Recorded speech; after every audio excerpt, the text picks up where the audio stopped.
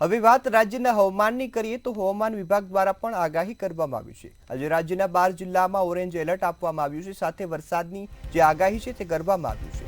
હવામાન વિભાગનું નવું આઉટકાસ્ટ જાહેર થયું છે। આજે રાજ્યના 12 જિલ્લામાં મેઘો મંડાશે તેવી શક્યતા વ્યક્ત કરાઈ છે। ઓરેન્જ એલર્ટ સાથે ભારે વરસાદની જે આગાહી છે તે કરાઈ છે। બનાસકાંઠા અને સાબરકાંઠામાં ઓરેન્જ એલર્ટ આપવામાં આવ્યું છે। અરવલ્લી અને મહીસાગરમાં પણ ઓરેન્જ એલર્ટ અપાયું છે અને વરસાદની શક્યતા છે તે વ્યક્ત કરાઈ છે। ત્યારે હાલ દાહોદ અને છોટાઉદેપુરમાં પણ ઓરેન્જ એલર્ટ સાથે વરસાદની આગાહી કરાઈ છે। પંચમહાલ અને વડોદરામાં પણ ઓરેન્જ એલર્ટ અપાયું છે। ત્યારે ભરૂચમાં પણ ભારે વરસાદ સાથે ઓરેન્જ એલર્ટ છે તે જાહેર કરવામાં આવ્યું છે। આણંદ અને ખેડામાં પણ ઓરેન્જ એલર્ટ અપાયું છે અને વરસાદની જે શક્યતા છે વ્યક્ત કરાઈ છે। જ્યારે અમદાવાદ અને ગાંધીનગરમાં પણ ઓરેન્જ એલર્ટ સાથે વરસાદની શક્યતાઓ છે તે વ્યક્ત કરવામાં આવી છે। હવામાન વિભાગનું આઉટકાસ્ટ છે તે જાહેર થયું છે। ત્યારે રાજ્યના જે 12 જિલ્લાઓ છે ત્યાં મેઘો મંડાશે તેવી શક્યતા વ્યક્ત કરાઈ છે। હાલ રાજ્યના અનેક જિલ્લાઓમાં વરસાદની શરૂઆત થઈ ચૂકી છે અને આ સાથે હવામાન વિભાગે બનાસકાંઠા સાબરકાંઠામાં ઓરેન્જ એલર્ટ છે તે જાહેર કર્યું છે। અરવલ્લી હોય, મહીસાગર હોય, તમામ વિસ્તારોમાં ઓરેન્જ એલર્ટ આપવામાં આવ્યું છે અને વરસાદની જે શક્યતા છે તેને વ્યક્ત કરાઈ છે। ત્યારે દાહોદ અને છોટાઉદેપુરમાં પણ ઓરેન્જ એલર્ટ છે અપાયું છે। પંચમહાલ હોય, વડોદરા હોય, આ તમામ વિસ્તારોમાં હવામાન વિભાગે વરસાદની આગાહી કરી છે। ત્યારે આગાહીને પગલે મેઘો મંડાશે તેવી શક્યતા વ્યક્ત કરાઈ છે।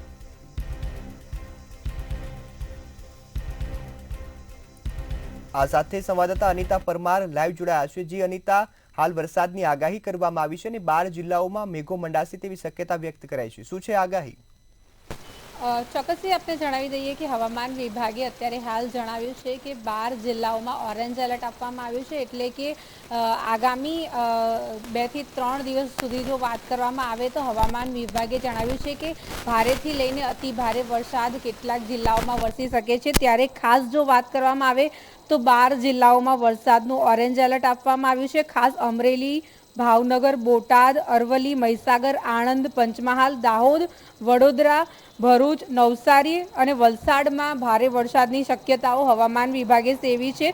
ત્યારે આગામી 7 દિવસ સુધી રાજ્યમાં ભારે વરસાદની શક્યતાઓ પણ કરવામાં આવી છે। ખાસ જો વાત કરવામાં આવે તો વહેલી સવારના દ્રશ્યોમાં આપ જોઈ શકો છો કે અમદાવાદમાં વાદળછાયું વાતાવરણ જોવા મળી રહ્યું છે।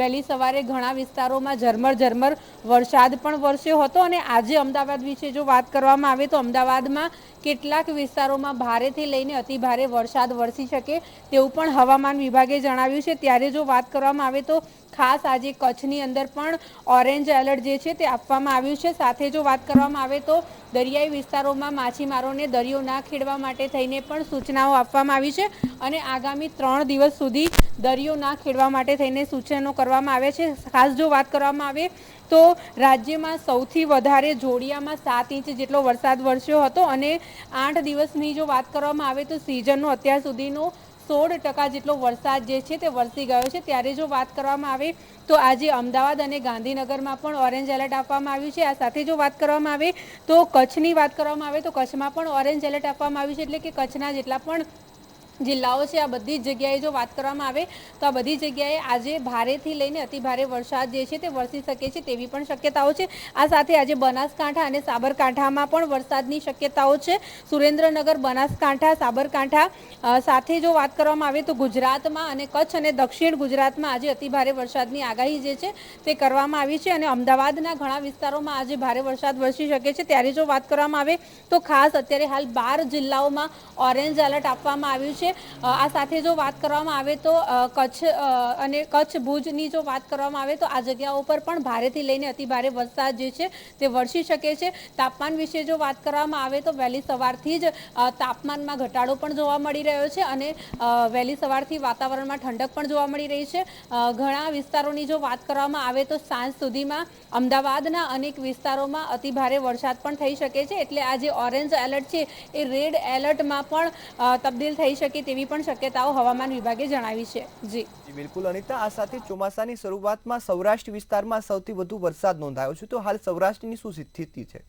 ચોક્કસથી આપણે જણાવી દઈએ કે સૌરાષ્ટ્ર વિસ્તારમાં સારો એવો વરસાદ, કારણ કે દરિયાઈ કાંઠાનો પંથક છે અને આ બધી જગ્યાઓ પર વધારે વરસાદની આગાહી પણ ગઈકાલે જે પ્રમાણે રેડ એલર્ટ આપવામાં આવ્યું હતું, આજે જો કે ઓરેન્જ એલર્ટ આપવામાં આવ્યું છે. ખાસ જો વાત કરવામાં આવે તો દ્વારકા છે, પોરબંદર છે, રાજકોટ છે, જામનગર છે, નવસારી, વલસાડ, આ બધી જગ્યાએ તેમજ દમણ અને દાદરાનગર હવેલી છે, આ બધી જગ્યાએ ખાસ રેડ એલર્ટ જે છે તે આપવામાં આવ્યું છે. અને કચ્છમાં આજે જ્યારે ઓરેન્જ એલર્ટ છે ત્યારે જે જગ્યાએ સૌથી વધારે વરસાદ આજે પડવાનો છે તેના વિશે વાત કરવામાં આવે તો ખાસ રાજકોટ, જામનગર, દ્વારકા, નવસારી અને દાદરાનગર હવેલી જે છે ત્યાં પણ ભારે વરસાદ આજે વરસશે અને આ બધી જગ્યા ઉપર ઓરેન્જ એલર્ટની સાથે રેડ એલર્ટ પણ આપવામાં આવ્યું છે. એટલે આ બધી જગ્યા ઉપર અતિભારે વરસાદ જે છે વરસી શકે તેવી શક્યતાઓ છે. જી બિલકુલ અનિતા, સંપૂર્ણ માહિતી બદલ આપનો આભાર. ત્યારે હાલ ગુજરાતના અનેક વિસ્તારો છે ત્યાં ઓરેન્જ અને યલો એલર્ટ જે જાહેર કરવામાં આવ્યું છે, સાથે મોરબી અને જામનગરમાં પણ જે યલો એલર્ટ આપવામાં આવ્યું છે અને દેવભૂમિ દ્વારકા હોય, પોરબંદર હોય, આ તમામ જિલ્લામાં હાલ વરસાદ વરસે તેવી આગાહી કરવામાં આવી છે. ત્યારે ચોમાસાની શરૂઆત સાથે જ સારા એવા વરસાદની શરૂઆત થઈ છે, ત્યારે લોકો અને ખાસ કરી અને ખેડૂતો છે તે ખુશખુશાલ જોવા મળ્યા છે. ત્યારે સૌરાષ્ટ્રના તમામ જે વિસ્તારો છે તેમાં હાલ અત્યાર સુધીમાં સૌથી વધુ જે વરસાદ છે તે નોંધાયો છે. આ સાથે હવે દક્ષિણ ગુજરાત હોય, ઉત્તર ગુજરાત, મધ્ય ગુજરાત, તમામ વિસ્તારોમાં વરસાદની આગાહી છે કરવામાં આવી છે.